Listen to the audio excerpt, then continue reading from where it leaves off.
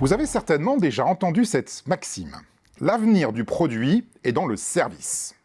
Si vous travaillez dans une entreprise industrielle, on vous a vraisemblablement déjà expliqué que face à la concurrence, la meilleure manière de se différencier consiste à passer de la vente de produits à la vente de solutions.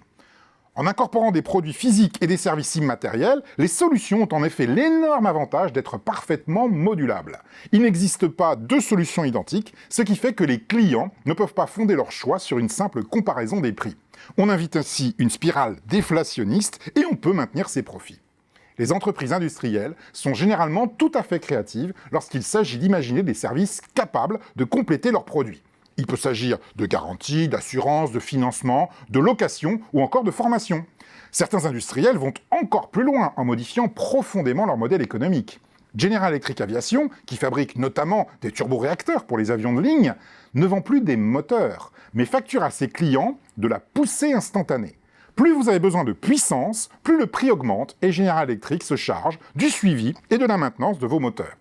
De même, le fabricant de climatiseurs industriels Carrier loue à la demande des unités de refroidissement qui garantissent une température convenue à l'avance avec le client.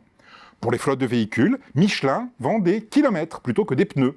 Et on pourrait aussi citer l'exemple de Peugeot, qui s'est diversifié dans les services en rachetant le site de vente de voitures d'occasion Aramis Auto ou en développant le service d'autopartage Free2Move. Cependant, si les services proposés par les entreprises industrielles sont pertinents et bien conçus, il y a une chose qu'elles ont bien du mal à faire, c'est de les vendre. Quelquefois même, elles les donnent. Or, si vous cherchez à maintenir la valeur de vos offres physiques en offrant gratuitement des services, vous vous trompez.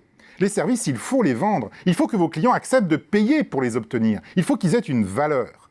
Cette réticence des entreprises industrielles à faire payer les services s'explique essentiellement par des raisons culturelles. Si vous êtes un industriel, un technicien ou un ingénieur de production, vous estimez généralement que la valeur des choses est dans les choses.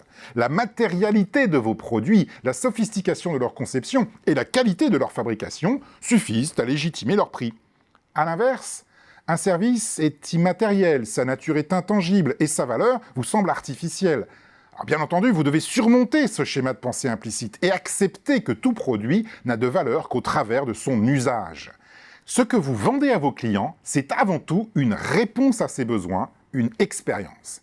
Et cette expérience est généralement la combinaison d'un produit et d'un service. Par conséquent, il ne suffit pas de concevoir des services, il faut aussi savoir les vendre.